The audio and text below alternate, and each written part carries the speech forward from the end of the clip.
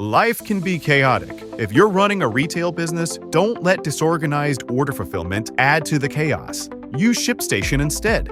With ShipStation, you never have to worry about shipping and fulfillment again. Whether you're running a business out of your garage or you have multiple warehouses, ShipStation is ideal for every phase of your business's growth. Save time with one login for all your stores and by automating repetitive tasks. Plus, you'll save money with the best shipping rates from global carriers. ShipStation's industry-leading features help you deliver a better customer experience. They'll get accurate and faster shipments along with automated tracking updates with your branding. And with up to 88% off UPS and USPS rates and up to 90% off FedEx rates, ShipStation is the fastest and most affordable way to ship. Calm the chaos. Switch to ShipStation today. Start a free trial at shipstation.com/audio. That's shipstation.com/audio. So after I found out, you mean about my father's suicide being his, did I worry about them in terms of their mental health, do you mean? Absolutely. Oh, absolutely. That was the chief reason why I didn't say anything to my kids for 3 years. I cried myself to sleep. So we lived, our house was so it was a ranch at the time, set up where our bedroom was on one side of the hall and the girls was on the other side. To this day, I have absolutely no idea how my daughters did not hear me crying myself to sleep in my husband's arms for 3 years after I found out about my father's death, because it was so completely surreal and impossible to me. And it was just a whole issue of processing it and how could this be the truth? And, and needing to just kind of assimilate this now into my background. It changed my history. It changed what I knew to be true about my life and my father. And I was terrified to talk to my kids about it because I just, at that time, I didn't feel like I had the capacity to do it. And I also didn't know that they were really at the age where a conversation like that would have been impactful enough and where they would have been able to get what I wanted them to get out of it. So I, for a number of reasons, waited. I was terrified that it would somehow impact them. And, look, talking about mental illness is not going to create mental illness in someone else. That's Lisa Sugarman, who found out 35 years after her father's death that he had actually died of suicide. This is the Silver Linings Handbook podcast. I'm Jason Blair.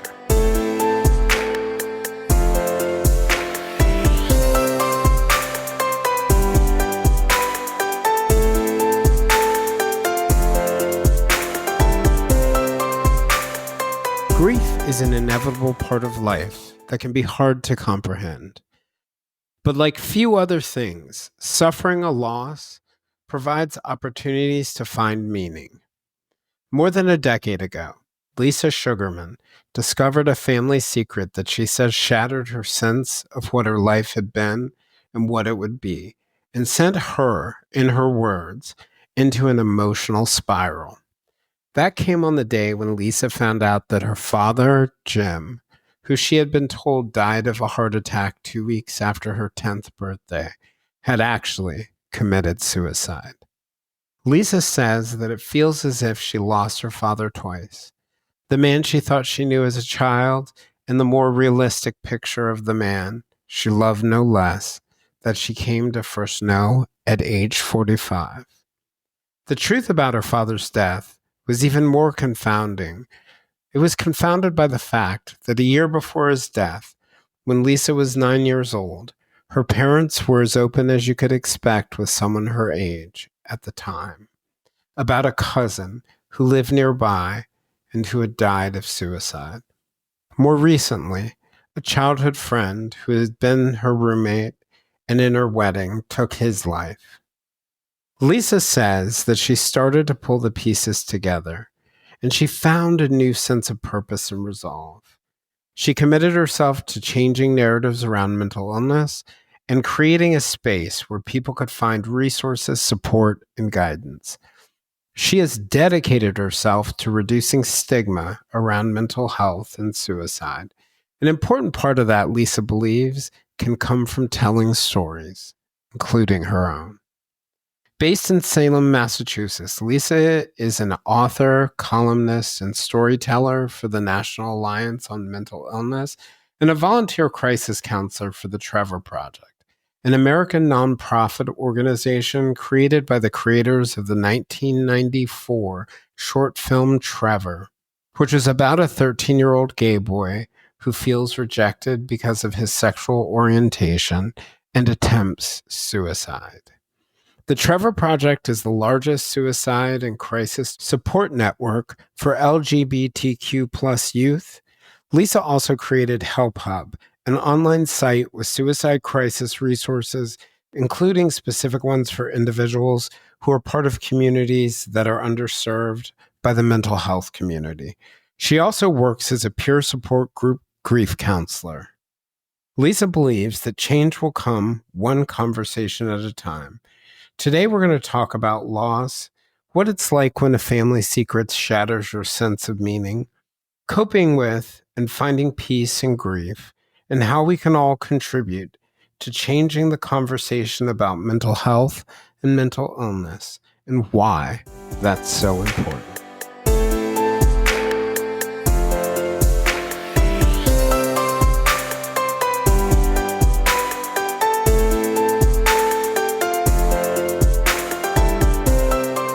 So, Lisa, I just wanted to thank you for joining. I found what I've read about your story so unbelievably powerful to me. Having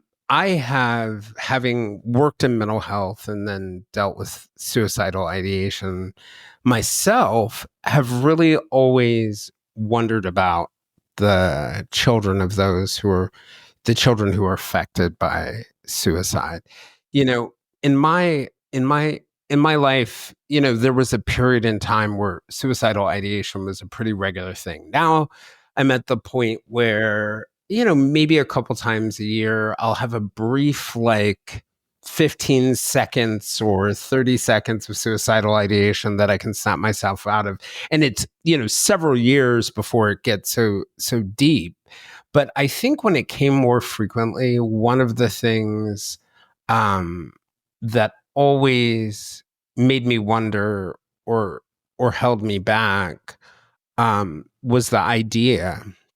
And it's interesting. It's not the idea of that I didn't want to leave my loved ones. That's not what it was. It was a fear that they would feel that they could have or should have stopped it, even though I knew inside it very much was not about them, but I had that fear. And I think interestingly, that fear didn't come organically. It came from listening to people who had been in that position and knowing it.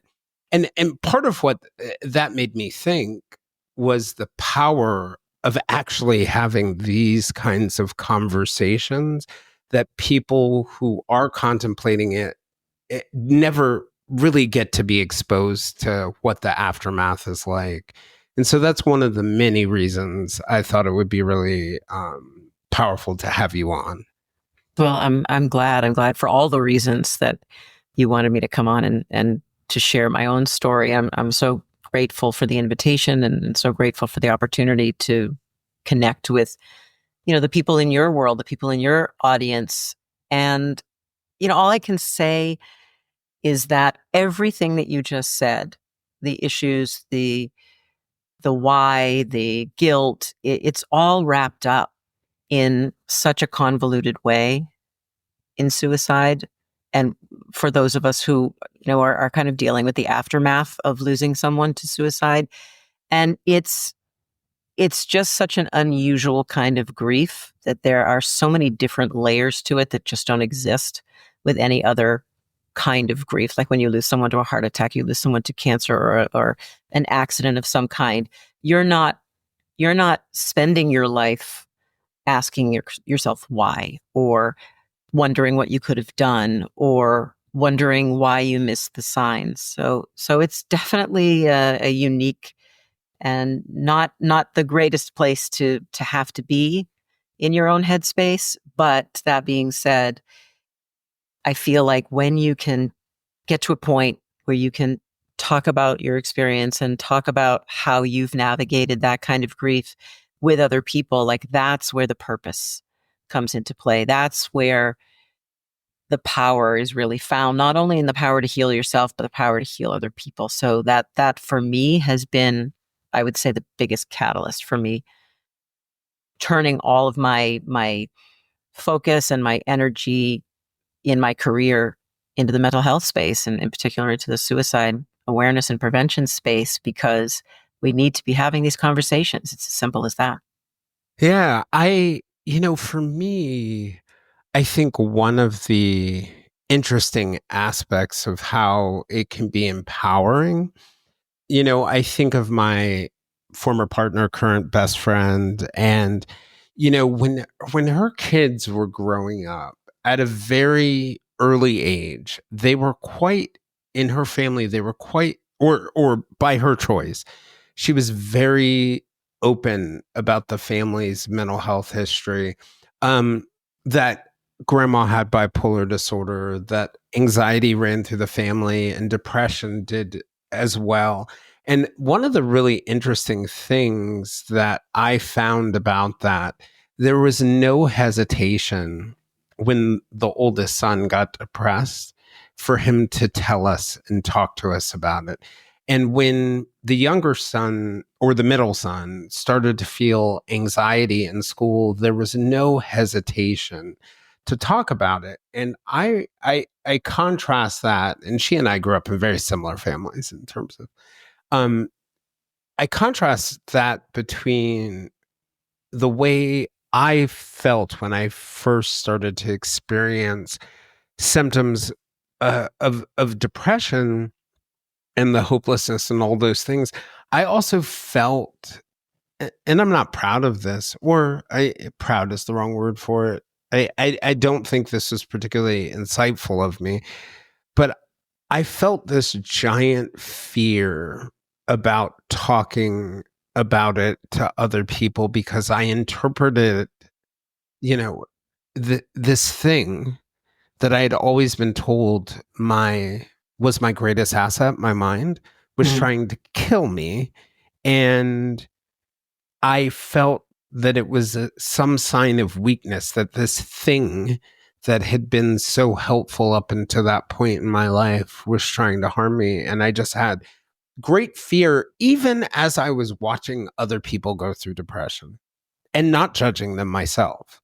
But I had this great fear of not just asking for help. My pride did get in the way there, but of even admitting it.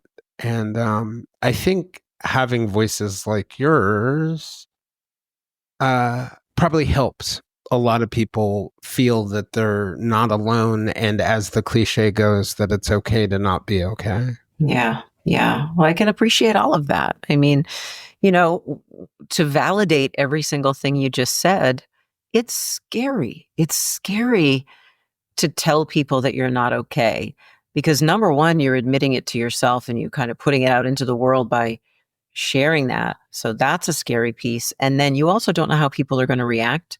You don't know what's going to happen. A lot of cases, I mean, I work with the Trevor Project as a crisis counselor on their suicide and crisis lifeline.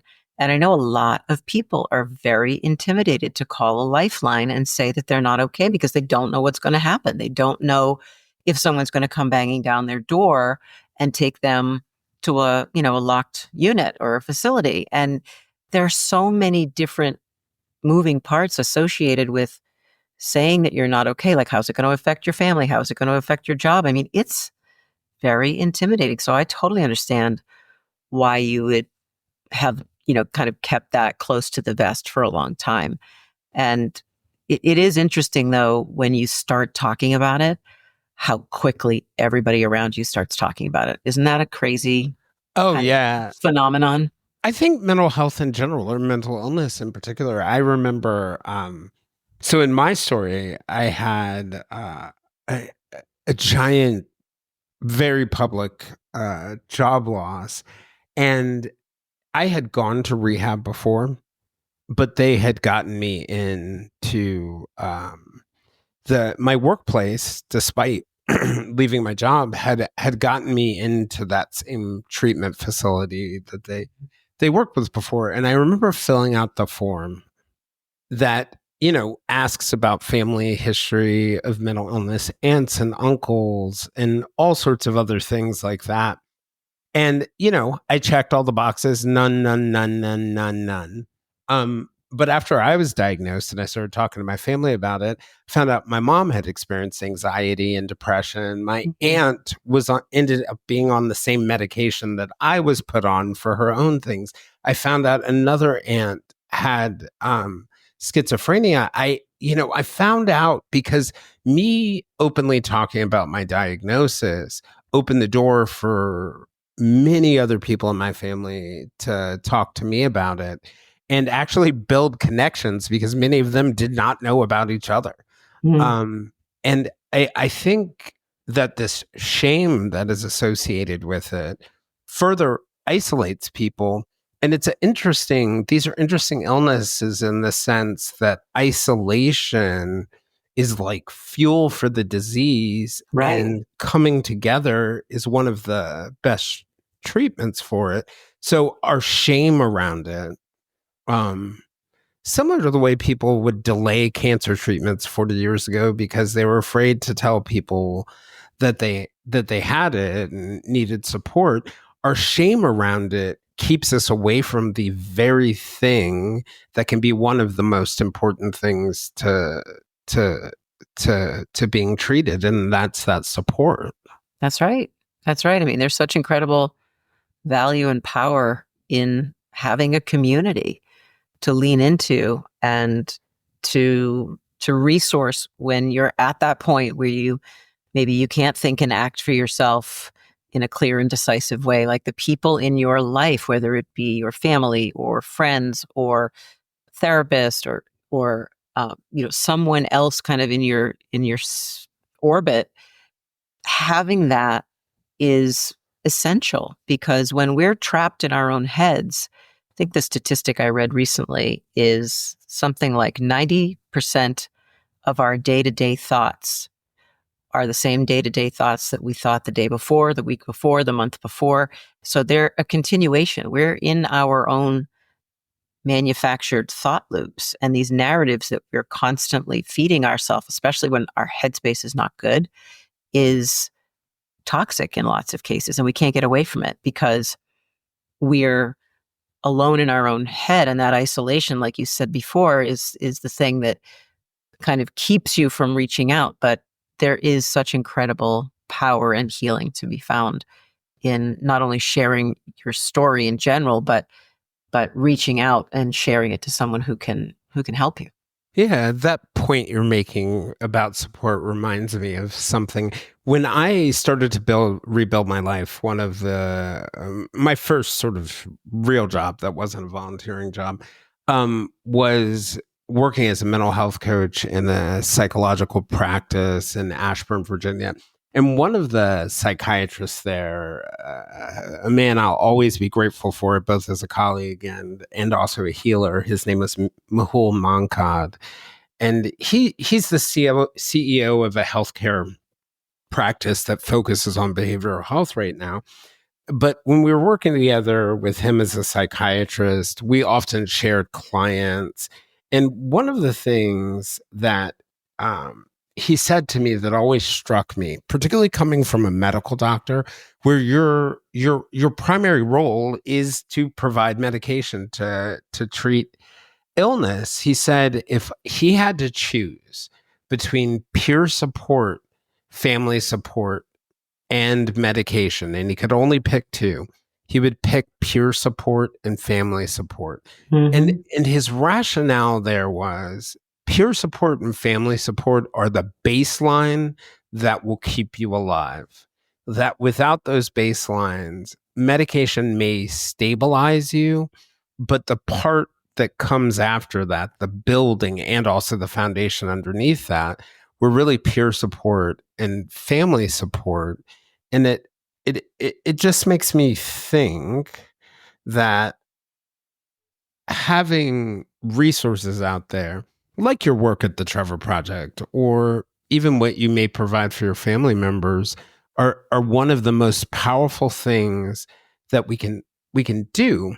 But I think one of the problems is when we see someone we love suffering with depression or suffering with extreme anxiety, we just don't know what to say. Is there any advice you could give people who are struggling with what to say? I can, and I'm really grateful that you asked, because I think that goes back to what I had said a few minutes ago about this paralysis that happens not only with the people who are not okay, but with the people who they're reaching out to. People don't know how to reach out, and then people don't know how to respond. So the way that I advise people, just based on the training that I've had with the Trevor Project as a counselor, the way that I explain it is simple. In the same way that we as counselors on the Lifeline taking these calls from people who are experiencing every kind of mental health crisis, what we tell them is, we're not there to fix it. We would love to be able to fix it, but we're not there to fix it. And I would apply the same thing to someone who has a friend or a family member or a colleague who knows that, like, they're not okay. It's not your job to fix it. What you can do is be there to hold space and listen non-judgmentally, offer resources if you know that there are resources. And if you don't know that there are resources, I say to anybody who's listening to this conversation right now, if you don't already know about the 988 Crisis and Suicide Hotline, put it in your phone, put a note on your fridge, make sure that the people you care about in your world know about it, because it is an unbelievable resource for either someone who is struggling or someone trying to help someone who's struggling, because they can provide the support, they can provide the resources, they can do an intervention if that's what needs to happen in that situation. They can de-escalate behaviors. So what I would tell them is, don't be afraid to just sit and listen, even if you don't have all the answers, because you're not supposed to have all the answers. You can't fix it. But once you've kind of reached that point where maybe you have listened and you really can't take them any further, the suggestion is, do you have a therapist? Can you contact your therapist? If you don't have a therapist, can you call the 988 Crisis Lifeline? And if this person, depending on their headspace, is in a place, like when you're in that place, you can't think clearly, you can't behave rationally in a lot of ways. Maybe your friend needs to be the one to call for you because you can't handle that conversation right now. We take third-party calls like that all the time, where a parent is calling on behalf of a child, or a friend is calling on behalf of another friend, or a spouse or a partner. So those kinds of calls happen all the time, and we're there to help facilitate those too. So regardless of how someone comes to you and says they're not okay, even if you don't know how to solve the problem, you have a solution. You can refer them to that number, and those are the people who can help the most. Yeah. And one of the things that's always stuck out to me is this concept of like planting the seeds of a conversation about mental health. And I've been really, really open, both in my personal life and then publicly, about my mental health. And part of the reason is to normalize it, but also part of the reason is to just plant the seed in people's heads that I'm somebody that they can talk openly about it with. And part of the inspiration for this was one of my academic advisors when I was in college. She probably picked up, actually, in retrospect, she's told me, she probably picked up on very, very early signs of bipolar disorder. And she would make little comments and she would talk about mental health, not necessarily pointing at me, but just in general. And I feel like her voice was in my head after I sort of got diagnosed and accepted it, and her voice was in my head to talk about it. I had actually called her or messaged her the other day, and I had asked about one of our old professors at the university, a woman named Judith Hillman Patterson.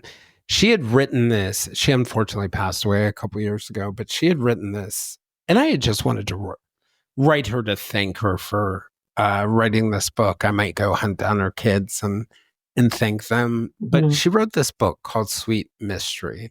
And it was about, she grew up in Montgomery, Alabama, and it was about her family and some of their secrets, including her mother dying of that virulent combination of mental illness and alcoholism. Mhm. Her mom was only in her early 30s.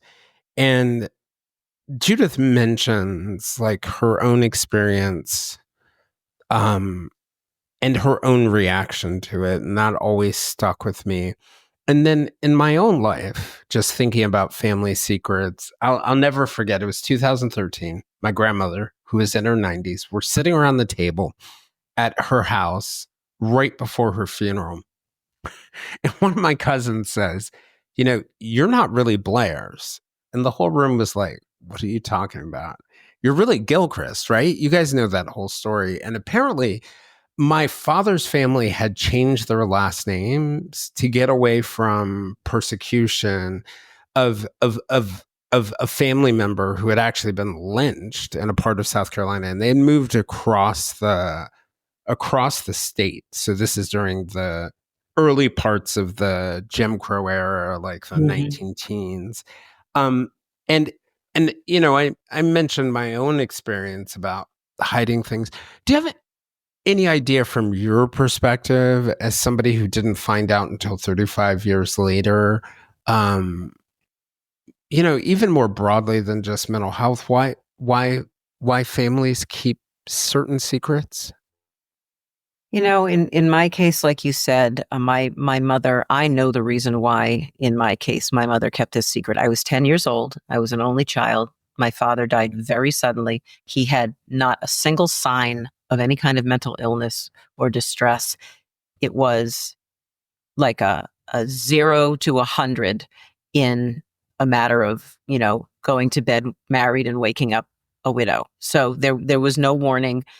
And in that moment, having to tell me that my father had died, my mother just couldn't bear to layer another incredibly complicated and painful piece on top of that story. So she told me this secret, and it, she told me this fabrication, this narrative that my father had a heart attack, and as you said, it didn't come out until 35 years later. So I understand 110% why in that moment my mother told me that secret. And I think that my mother's reason, which was to save me from any additional pain and to preserve what may be left of a normal childhood after just finding out my father had died. I think that that's why a lot of people do this, because they're trying to protect someone. Maybe they're trying to protect themselves. Maybe they're trying to protect someone.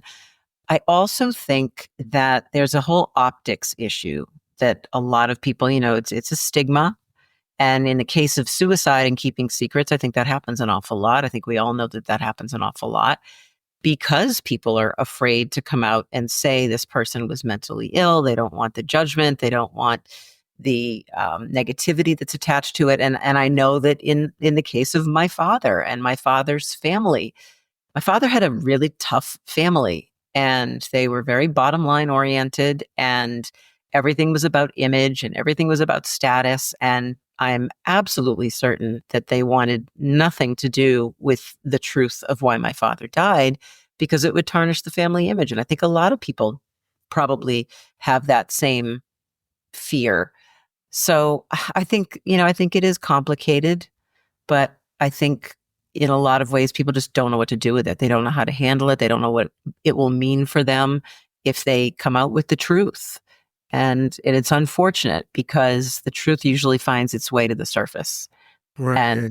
And in my case, I understand why my mom, told me that story. But again, it's a strange thing to hear myself say when I say it. I'm very grateful that I know the truth now. Yeah. Yeah. I find that the truth in life is a bit like a magnet. No matter how much you run from it, it's coming for you. Yeah. How did you find out? So, as I said, I was 10. My father passed away suddenly. That was the story I had been given, was that he had had a heart attack, and I lived with that narrative. I had no reason to question it. My dad was a super fit man, very healthy, active, athletic, but he was also a big smoker. So my 10-year-old brain just made sense to my brain in that moment, and I never had a reason to question it. So 35 years later, it was like the most anticlimactic thing. It wasn't like this, I found these letters or tapes or hidden signs. I had a conversation with a cousin I hadn't seen in years. And we were sitting and talking, and we have 2 daughters, and they were teens at the time. Hers were a little older. We were talking about our kids and catching up about our families. And out of the clear blue sky, like, I had absolutely no idea why she felt she needed to ask this question. She asked if our daughters had any of the same mental illness that my father had. And I had absolutely no idea what she was talking about. And, I'm very fortunate. My mom is still alive and well, and very much my person in the world. And I talked to her shortly after that conversation, not with the intention at all of asking her about my father's mental health, not thinking for a second in my conscious mind that maybe something had been different about the story about his death, that it had been a suicide. Never crossed my mind, Jason. Not a single second did I spend thinking about that. But when I had the conversation with my mother, it was just like a typical, we were reminiscing, no purpose behind it. And then one thing led to another, and I ended up asking my mother very suddenly and very, how when something just kind of blurts out of your mouth? That's how this happened. I said to her, was Dad depressed? And she immediately answered and said yes. And I knew the reasons why my father would have been depressed or anxious. I mean, he had a full-time job in Boston. We live just north of Boston. And he managed all of his family's real estate business when his father passed away. So it was a very heavy load that my dad carried between 2 full-time jobs and a family you could never please. And so I got that. And the consequences of sort of failing at your Correct. job are your family's hurt, which is a different, not just your immediate family, but everyone. Right. And the irony was, when my father was managing the buildings and the property, they were more successful than they had ever been. It was what he found he was great at, and he loved it, and he had an aptitude for it, and he actually wanted to go out. It made him realize he wanted to, change his career and focus on property management, but he needed the help and support of his family. He was semi newly married. He and my mother had only been together for 10 years, and it turned out that they told him pretty bluntly that they were not going to help him. So I think that was another piece that contributed to my dad's headspace. But yeah, it was a crazy conversation, because as soon as she said yes, that he had been depressed, without even realizing I was about to ask the question before it was already out in the air, I said, "Did Dad take his life?" And she said yes. She never even blinked. Hesitated and telling you at that point. She had always made the promise to herself in that moment, that day when he passed away, and she told me that, that story that was not true. She promised herself that she would never tell me the truth, because what did it matter at this point? It would only cause me pain. It wouldn't bring him back. It would just change how I felt about him. So she kept that to herself. But at the same time, she also promised me that she would never lie if I ever asked. But there would never have been a reason for me to ask until I did. And that's why she kind of honored that part of her promise to herself by just answering me honestly in that moment. And it's been 11 years. So my dad has been gone for 46 years. And 11 of those years I've known. 35 of them I did not. And we have had this ongoing and beautiful conversation that's just continues. It's just a continuous conversation since the day I found out over a decade ago. We've talked about every angle of my father's suicide that you could possibly imagine. And my mother has been so incredibly supportive and encouraging about me sharing my story. I mean, she knows I write books and create content for a living. And she was the first one back 10 years ago when it first came out to say, "I just want you to know you actually have my permission and my blessing to go ahead and share this with anyone in any way that you think serves you or serves the world." And I at that time was like, "You're crazy. I'm not talking about this now. I'm trying to get my bearings." And little by little, once I started sharing, and that's an important point that I want to make that ties into everything that you and I are talking about. once I did kind of get to that point where I felt like, okay, I've kind of processed this to a point where I feel like I can have conversations. I wanted to tell our daughters, I wanted them to understand that there was mental illness in the family and what my father's truth was. And once I had done that in my kind of immediate family and everybody I cared about knew, that's when I started sharing the truth with other people. And the minute I had that first conversation, I have never looked back. I have never stopped having those conversations. And the irony is, it's a singular conversation with a podcaster about 4 or 5 years ago that changed the complete course of my life. I was invited to be on a podcast. So it's a woman her podcast is called Suicide, Zen and Forgiveness. Her name is Elaine Lindsay, and she's out of Canada. And I had made the first ever public post of my father's suicide, acknowledging it for survivors of Suicide Loss Day. And she just found it. It was hashtagged and she found it. I had never spoken publicly about it. She reached out to me and said, we don't know each other, but I found your story to be very compelling. Would you ever come on my podcast to talk about it? And I had never even considered doing anything like that.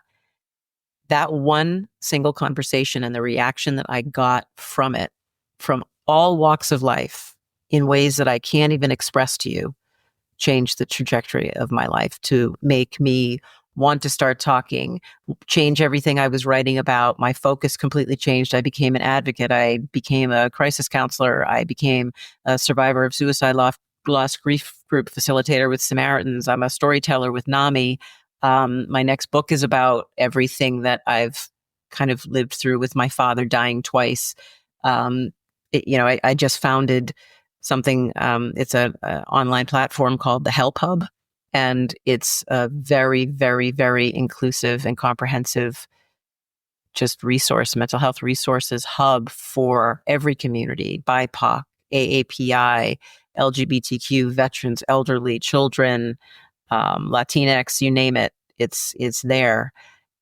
So that one single conversation inspired all of that. You mentioned that your father died twice. What did you mean by that? Well, he died twice because I lost him in the summer of 1978 when I learned that he was gone. He had died of a supposed heart attack. I grieved him for the next 35 years of my life until I had been, married for 20 years and had 2 teenage kids. And then at the age of 45, I learned that my father had taken his life. So I lived through that death and that grief all over again. That day when I found out that truth brought me back to the first second of the first minute of the first day that my father was gone, with the same intensity, actually a whole different kind of intensity, because I was an adult now and I was a parent now and I had children now who were the same age I was when my father died. It was like I was reliving every aspect of it all over again through a completely different lens of how he died and completely different lens of my own perspective, because now I was an adult and a mom. Yeah, you had mentioned that, it completely changed your life when you started talking about it. Mm-hmm. And I'm curious about, what did it do for your healing to be able to talk about it? And then I had another question. Do you think that there is a necessity or a benefit to forgiving the person who took their life? Well, the first question, what did it do for my healing? When I say it, I mean being vulnerable, sharing the truth about my father's suicide. I found that to be one of the most cathartic things that I've ever experienced in terms of grief. And I've had a lifelong relationship with grief. Losing my father to suicide is not the only suicide I have in my past. Unfortunately, I lost one of my closest childhood friends to suicide about 3.5 years ago. And the year before my father died, I lost my cousin who was 18 and lived around the corner from me. He took his life. So I've had this lifelong relationship with grief and loss and suicide. and being able to talk openly about it in a way that was not shameful, in a way that was transparent and raw and honest, just connected me on a different level to my own feelings, and kind of unknowingly connected me with people who I then found out were having the same kinds of feelings or the same kinds of experiences, but couldn't find a safe place to talk about it. So now all of a sudden, what's become cathartic to me has now become cathartic to someone else, which again, has a positive impact on me. So just being able to kind of person by person, occasion by occasion, conversation by conversation, being able to widen the circle of people who could safely talk about these things was so incredibly powerful and healing to me. So that's what it did for me. One of the big things that it did for me. And in terms of forgiveness, I struggle with that word a lot. I used to say in the early years after I had been processing his suicide for a long time, because I was furious with my father for the first few years. I couldn't look at pictures of him. I didn't want to talk about him. And I'm someone who talked about my father every chance I got because I wanted my children to feel like he was a presence in their life. And I just shut it down because I was so angry that he had left my mother in this situation. Not me so much, but my mother. And so I did a lot of work internally in terms of like the concept of forgiveness. Like, how do I come back to him? How do I forgive him? And what I found was I've never forgiven my father because I've never needed to forgive my father. You forgive someone for doing something wrong, right? For making a mistake, for making a dumb decision, for, you know what I mean? For, Yeah. some kind of an action that is, requires repentance or something like that. You know what I mean? What I realized when I realized that suicide and was a product of mental illness and just an illness like a cancer or a heart disease or any other illness that might take your life, I realized suicide and mental illness are all tied to the same thing. They're just illnesses, and they need to be acknowledged in that way and treated. You don't need to forgive. You'd never forgive anybody who died in a car crash. You'd never forgive anybody who died of cancer or heart failure. Why would I need to forgive my dad for having untreated mental illness that left him feeling like he had no choice but to get away from the pain? Yeah. So, so I, It makes complete sense. yeah. And you know what? I really appreciate you for asking me that, because in all of the conversations that I've ever had about my father and about this whole story and subject, no one has ever asked me that. So I've never really consciously given an answer to that. And I kind of thought it all through while I was talking to you. And it is genuinely how I feel. I've never had to forgive him because I didn't need to forgive him. That makes complete sense to me. And I Yeah. think you're right. I think, there can be anger and frustration related to any grief, but usually our anger and frustration when someone dies of cancer or when somebody dies of the assortment of other illnesses that might take you or accidents is not toward the person. Right. But I think a lot of the difficulty that we have with suicide is the precursors often happen in private. And Mhm.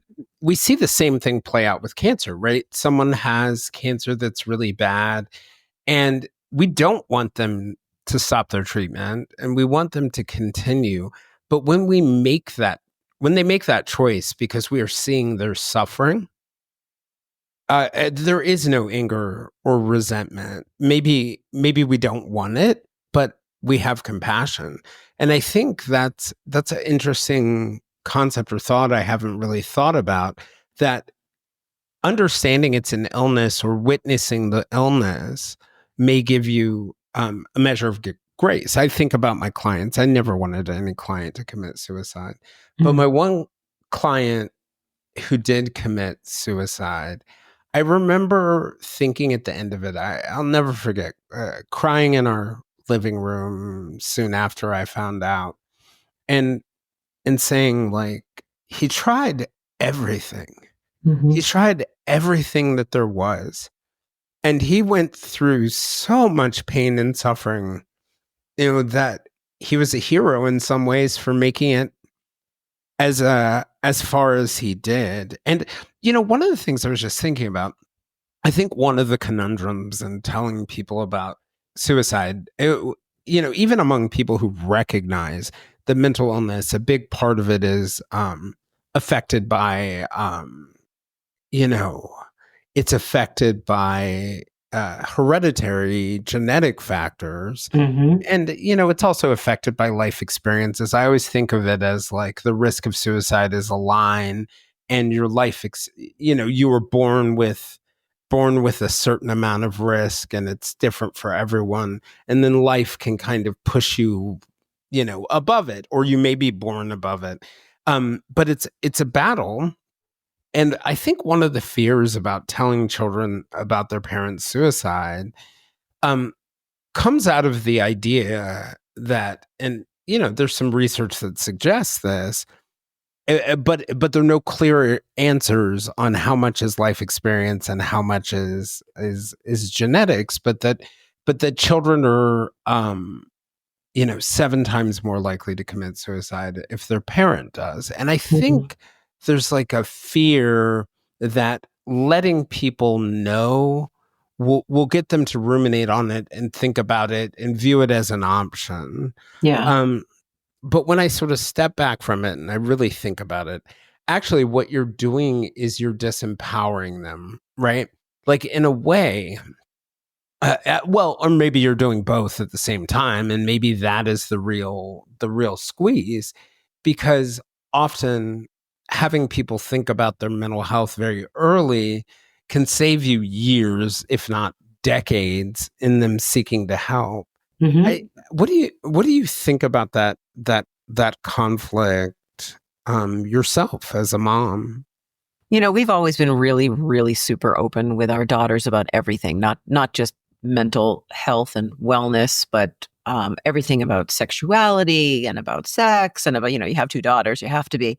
And just open and honest with them in the most age appropriate ways that we can be. We've always been very transparent with them so that there were no questions that they didn't feel that they could ask. And we always, when we saw our daughters each experiencing, different types of anxiety as they were younger, always encouraged them to talk to us or to talk to each other or to, consider therapy. And so I'm a big, big believer in as much transparency as possible, not just with your kids, but, in general, in your life. I think, going back to what you just said, it's very complicated when you're talking about mentioning suicide or mental illness to someone who you think is suicidal or mentally ill.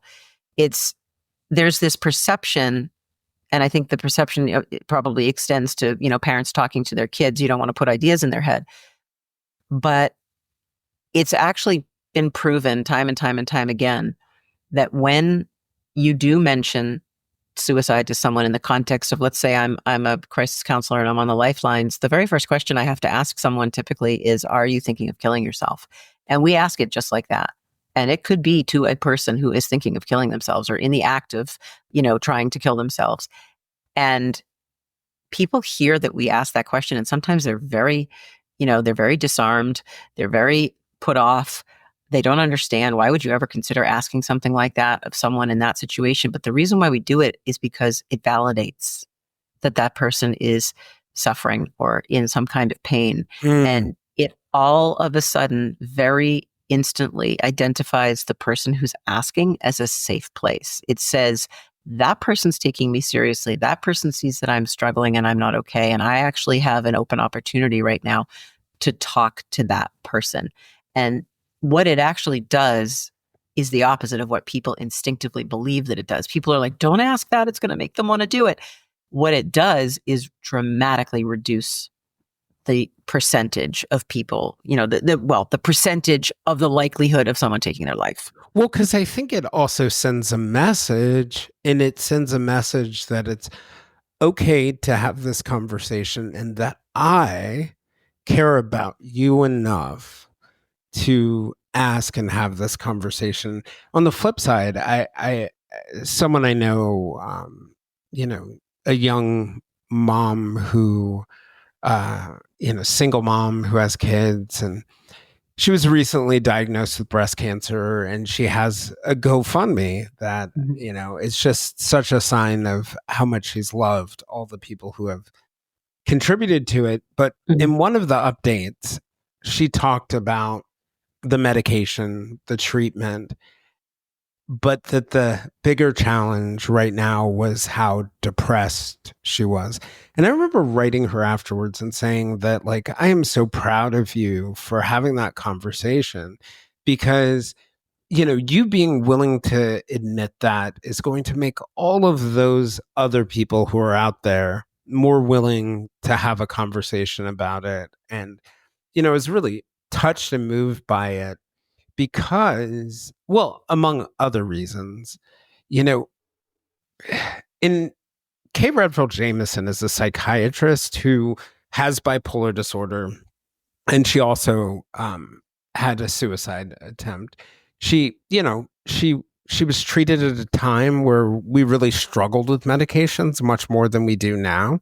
Depression, bipolar, things like that, anxiety are much more treatable today than when she was diagnosed. But before she was diagnosed, she was a researcher primarily. But she was at Johns Hopkins. She wrote this book called Night Falls Fast. And in the book, she talked about how suicide has become one of the most common killers of Americans between the age of 15 and 45. And she talked about how rarely we talk about it. And later, I remember hearing in her remarks that her saying that in her book is part of the reason why she ended up disclosing her own diagnosis. And people don't like to talk about death in general, but like you were alluding to, we have conversations about heart attacks, diabetes, cancer now. Why do you think for so many of us who are suffering with these things, because we talked about why families don't do it, why do you think it's hard for, I know you have a lot of experience talking to people through your work at Trevor Project, why do you think those who are suffering struggle? Oh God, there are so many reasons. They struggle because in large part they don't have an outlet, and they don't have an ability to process what they're going through outside of their own heads. They struggle because they're untreated. They struggle because maybe they're not medicated and they need to be, and there's a chemical imbalance. They struggle because they've just had some knocks in their life. Maybe they've lost their job. Maybe they've gotten divorced. Maybe they're having financial insecurity, or they have job issues. There are so many different reasons why people struggle. And all the reasons in the world to talk about it, because everybody has got something. Everybody is struggling with something. Like, you may be in the most wonderful marriage, but maybe you have issues with your kids. You may have the most unbelievably productive and successful job, but you may not have a partner, and you may be struggling. There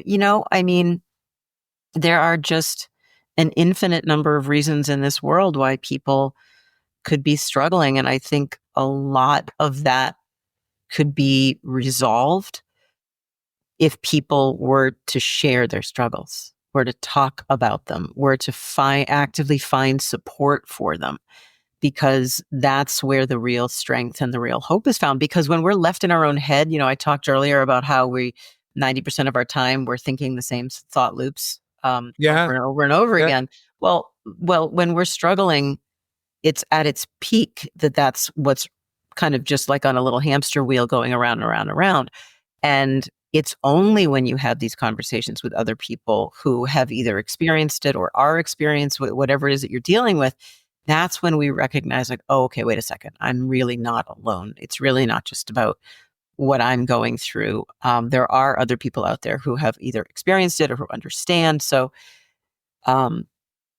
yeah, there are a million different reasons why people struggle, but I do believe that one of the biggest reasons is because they keep it inside and they don't look for help. To your point about those loops in our head, I was having a conversation with a recent guest.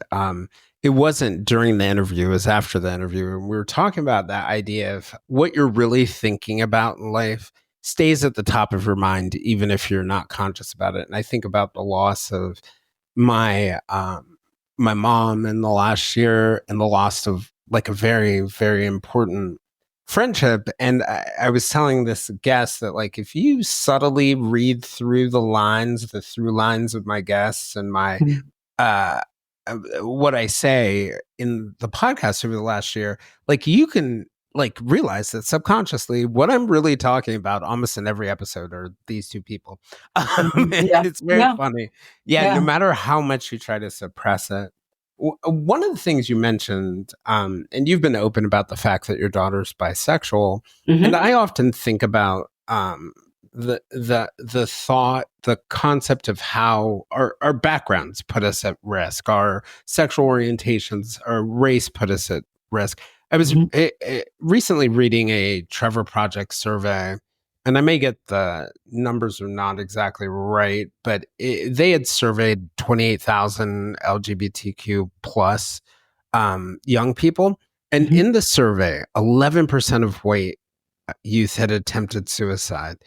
22% of Native Indigenous youth had attempted suicide. 18% of Middle Eastern, and I think it was like 16% of Black youth, and 17% of multiracial youth. I can't remember off the top of my head right now the numbers for Latinx, but they were also high. Same thing with the Asian Pacific Islanders. And I wonder, with your daughter being bisexual and the importance of intersexuality when it comes to mental health, I wonder, and that's a particularly vulnerable population. I wonder whether after finding out, because you had mentioned that you had young kids about your age when you found out, I wonder after you found out about your father, did you ever worry about you and worry about her and worry about your children?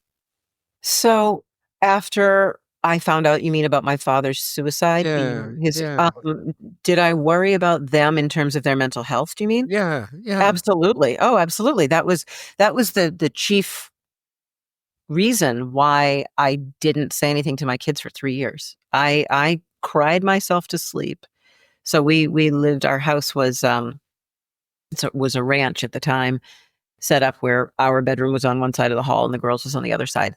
To this day, I have absolutely no idea how my daughters did not hear me crying myself to sleep in my husband's arms for 3 years after I found out about my father's death, because it was so completely surreal and impossible to me, and it was just a whole, like, issue of processing it and how could this be the truth, and Right.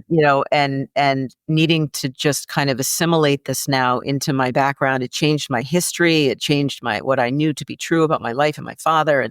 And I was terrified to talk to my kids about it, because I just, at that time, I didn't feel like I had the capacity to do it. And I also didn't know that they were really at the age where a conversation like that would have been impactful enough, and where they would have been able to get what I wanted them to get out of it. So I, for a number of reasons, waited. I was terrified that it would somehow impact them. And, look, talking about mental illness is not going to create mental illness in someone else. I mean, that's just not how it works.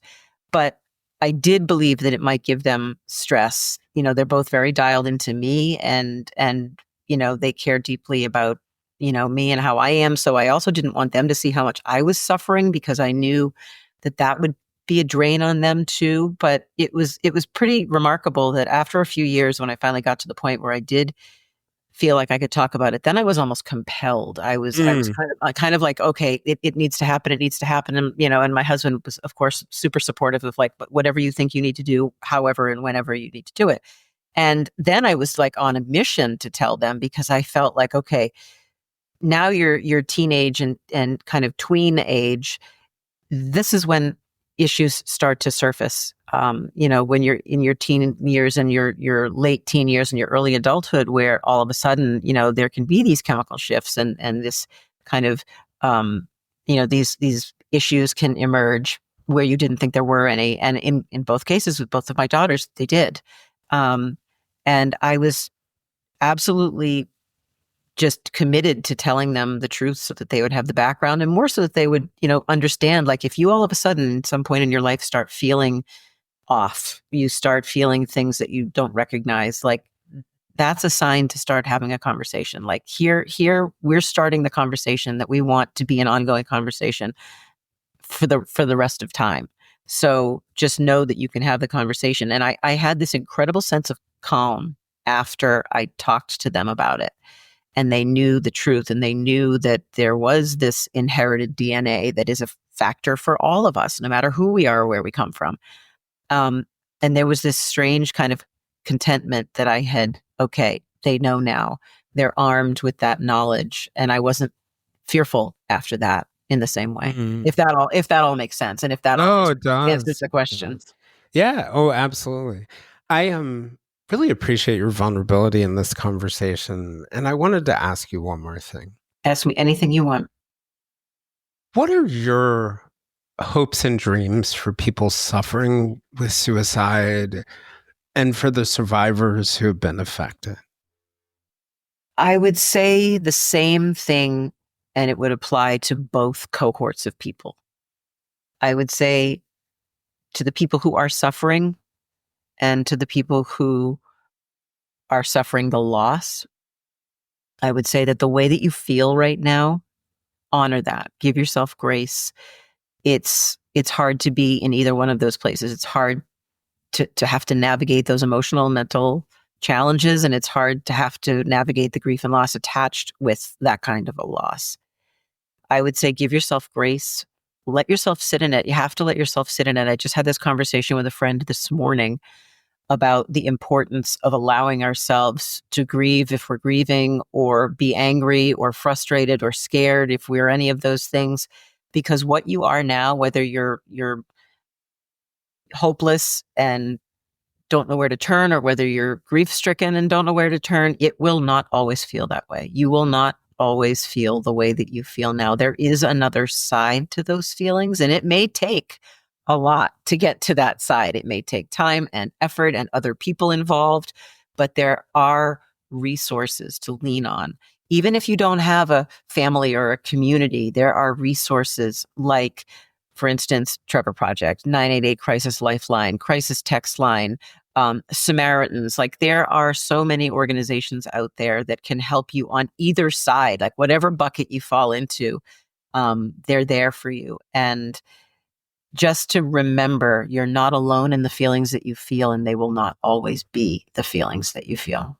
What you said reminded me of two things. I remember a couple of years ago, my brother lost one of his best friends relatively young to a heart condition that we had known. And my brother came to my home, and he was crying, and he said he felt bad about crying, the crazy things we say when we're suffering. And I said to him, it's okay, live in it, because the tears are the song that you're singing for the friend you lost.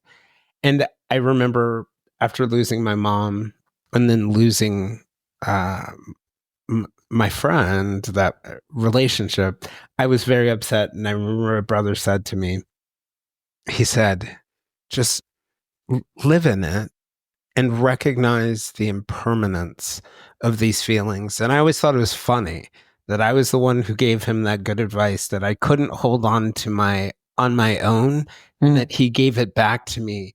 And it just highlights the importance for me of having other people who can tell you what in those good moments you already know Mm-hmm. in those moments that are bad. So thank you for this conversation. I really appreciate it.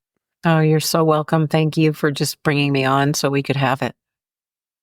If you'd like to join us for more discussions with me and other listeners, we can be found on most social media platforms, including a listener-run Facebook group called the Silver Linings Fireside Chat. For deeper conversations with our guests and live conversations with other listeners, you can also join us on our Patreon at www.patreon.com/The Silver Linings Handbook. I'm Jason Blair, and this is the Silver Linings Handbook podcast. We'll see you all again soon.